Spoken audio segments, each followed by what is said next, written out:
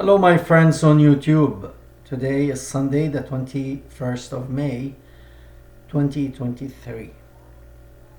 Today's video is called The Ethics of Khadija and Muhammad, or the ethics code of Khadija and Muhammad. Khadija is the first wife, is the first woman the founder of Islam married. We have to ask a question. I'm doing this because we have to expose Islam. And specifically, recently, I found out that one Egyptian person was living in Yemen. He was pushed to leave Egypt because he was threatened by the authority in Egypt. He went to live in Yemen when it was peaceful, and then he couldn't leave. And now he disappeared. Anyway, let's see the code of ethics of these two people. And it's at the end, it's actually up to each individual, including the Muslim. Once you know what these people were doing at the time they were here on this earth. We have to ask the question first, who was Khadija? Khadija was a businesswoman. She was a merchant in Arabia. And she was very well-established woman. She was very wealthy, and she was one of the people that had weight in Arabia. And this lady, she married twice before her marriage to the founder of Islam. She married the first time, and a while later her husband died, and I understand nobody has a hand in anything like that. It happens, and that was her misfortune, or whatever you want to call it. Anyway, her husband died, and then she remarried another man. However, this second man divorced her. And I have to stop here and ask, why? I mean, most of divorces really happen because of infidelity, or the other situation is money, or rather lack of money to support the family. So it puts stress on the family. Nothing says that she was not faithful to her husband. And specifically a woman in that category, she will really calculate her steps. She will not do such a thing. It will bring shame to her and to her family, and she will not be able to come out of that. So we can say that it was something of that nature. So, and it was not money.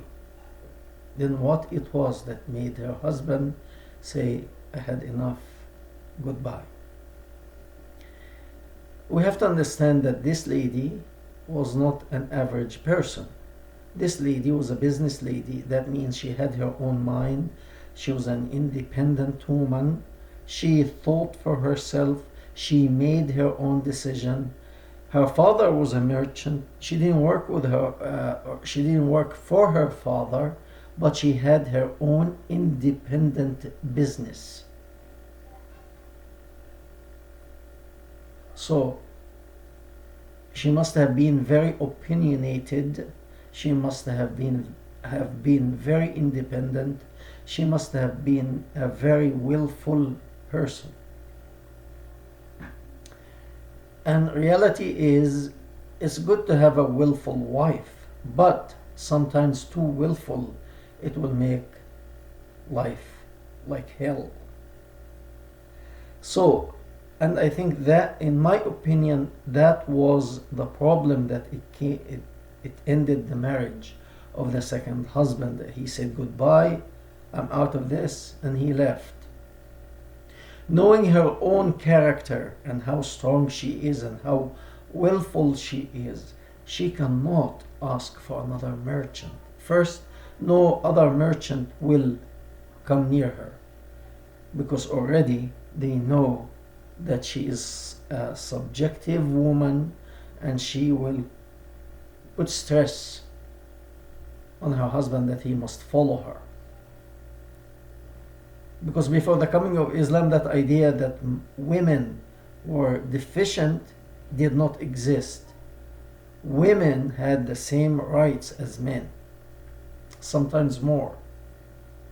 So if she goes to try to marry, if she asks to marry another merchant like her, because these people normally they marry from each other, she is not going to look for nobody to marry him unless she's in a desperate need, and we're going to talk about that. So here is Khadija, her age is 40. Try to understand that. I'm trying to go back and try to understand the situation. 40 years old woman, she's not old. 40 is not old. But in Arabia at this time, for a woman to be at 40 and not married is very difficult to find a husband, especially if you are looking for a wealthy merchant husband. A wealthy merchant, he would ask himself, why should I get myself into that? Why should I marry a woman that she wakes up in the morning and she wants me to tell me what to do? No, I am a businessman. I tell others what to do. So I don't have to take that. I guess she came to the understanding that because of her subjectivity and her strong character, she had to have somebody who is willing to take orders from her. And that means she has to settle with somebody less. Women at 40, there's a biological clock telling the woman, your fertile life is about to end. So at 40, actually, women become sexually very active. And that's why she wanted to get married again. She can feel that urge. Okay? I mean, within a relationship between husband and wife, there is nothing wrong with that. But she knows she cannot get a merchant. So where to go? Aha. She had one person, one of her employees working for her, who is 25 and he is still not married. You have to understand, if you go back to the tradition of Arabia back then, 25 years old man, not married, that is very strange. Because lifespan was not so long, so people wanted always to get married early, to have as many children as possible, because not all of them lived. Many of them died before the age of 10, many of them. So they get married early, they try to have as many children as possible. So the tradition back then is the father will get his son, or the parents will get their son or daughter married at age 15, 16, 17 at the latest, to be able to have some kids. Many women died in childbirth. Many men get sick because they used to work in environment is not like today, clean and sanitation and all that. No. So many got sick and died. I mean, the person they claim he was Muhammad's father, he died before he was born. So that was very young. So here, this person, 25 years old, he should have had already 3 or 4 kids if he married only once. Because if he married at 17 to 25, he should have already 3 or 4 kids. He had none and he was not married. That's very strange. And he tried to get married, but people looked down at him because his birth was kind of doubtful. His conception was kind of doubtful to the people.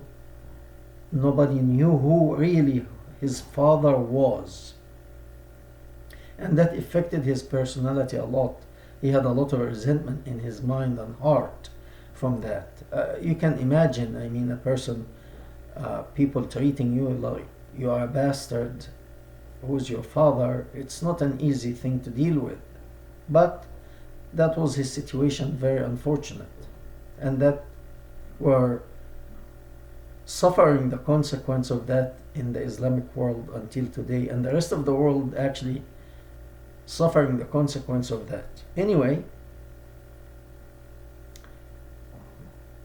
she put her eye on that young man, I mean young comparing to her age, to marry him. And that person will never tell her no. She is the boss. She used to give him his salary. She paid him to eat.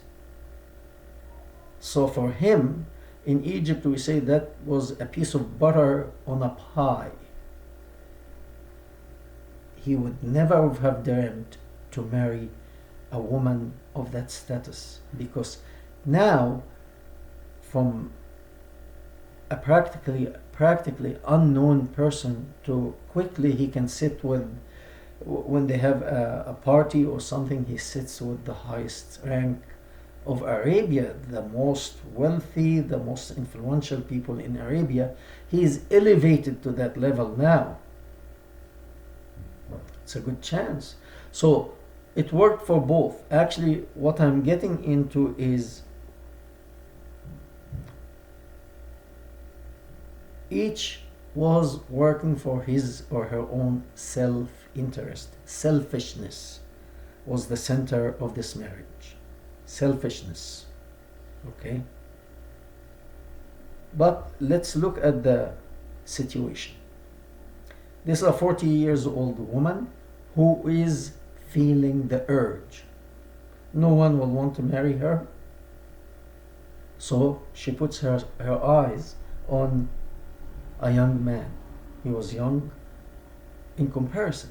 15 years old, actually, she's almost like the age of his mother by the time and the tradition of Arabia at this time. Some boys got married at 15.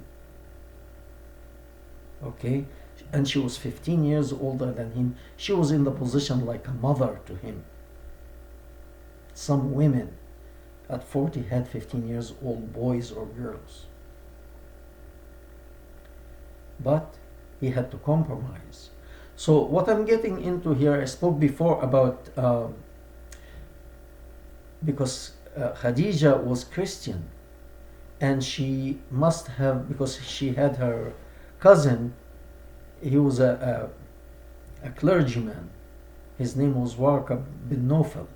This man was a Christian man, and the whole family was Christian.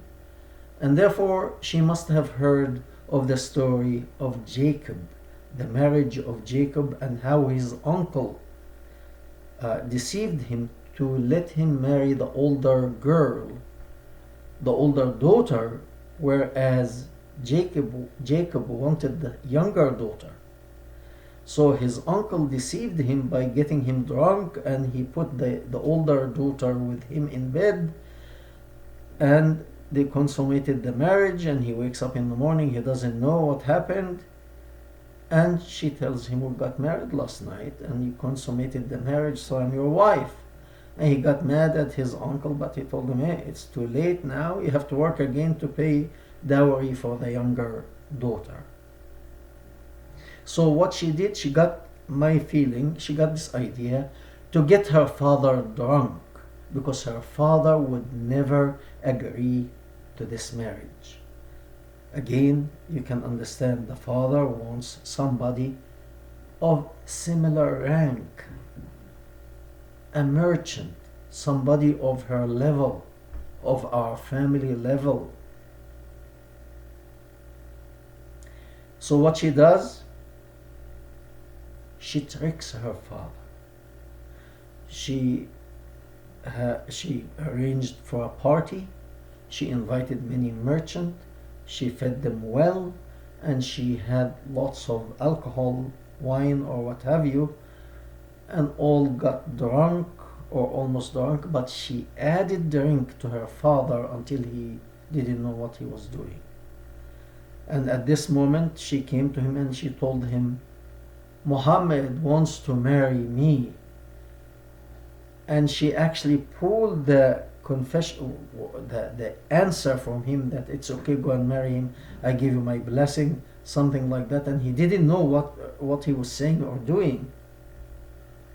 So everybody heard the father said, okay, I give you the blessing, go and marry him.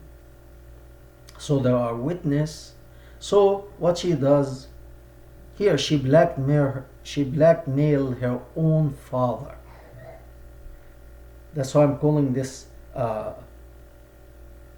video the ethics of Khadija and Muhammad. And she consummates the marriage with this guy.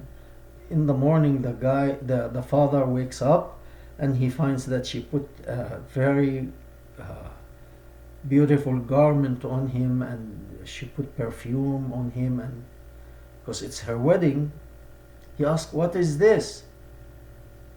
And she answers, last night you told me to marry Muhammad, and we got married. He said, never, that never happened. I will not let my daughter marry this insignificant guy. Practically the word he used, this insignificant person. To him, this is a guy who works for her. Is one of these guys who just run after the camels while the caravan are traveling from one place to another. Insignificant guy. And not only that, his father unknown. And that's what he said. I will not marry my daughter to this insignificant person. So what she said here, she trapped him. She told him, the people of the city, of the town, were here and they heard you giving me the agreement. That's why we got married last night. We consummated the marriage. Are you going, this literally what she said to her father, are you going to make a fool of yourself in town? You become like the village idiot. The man was trapped because of lack of ethic. That's not an ethic. You tell me if this is ethical. Whether you are Muslim, Christian, or atheist, it doesn't matter. Atheists don't do that. Because once you do that, this is actually not agreeable thing. If you force a person to take a confession from him or her, let's say a person in prison, and you beat them up to make a confession that they committed a particular crime. Once people know about that, that confession is invalid, is not right. People will not accept that kind of confession. So this marriage, reality is invalid marriage. And yet, she done that, and that's her ethical level. Let's say, okay, she's corrupt. Many merchants are. She's corrupt. Her mind is corrupt. But what about the person whom in his birth the angels came and opened his chest and took all the bad stuff out and washed him clean, and he became purified and holy. Didn't he see the deception here? He did. Is that marriage valid?